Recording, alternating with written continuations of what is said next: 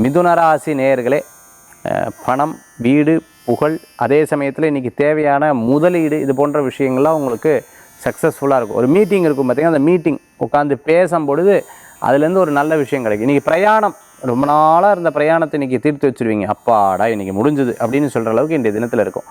சிறு சிறு விஷயங்களில் ரொம்ப கேர்ஃபுல்லாக டீல் பண்ணுவீங்க.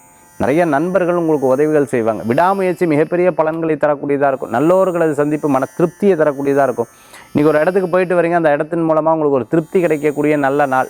சின்ன சின்ன விஷயங்களில் கோபத்தை தவிர்த்து கொள்வது நல்லது. இன்றைய தினத்தில் நிறையா அன்னதானம் போடுறது, நிறையா ஏதேனும் ஒரு நல்ல காரியம் கோயிலுக்காக ஏற்றுக்கிறது, யாருக்கா படிப்புக்காக ஏற்றுறது, இந்த மாதிரி விஷயங்களில் நீங்கள் இன்றைக்கி பண்ணக்கூடிய நாளாக இன்றைய தினம் உண்டு.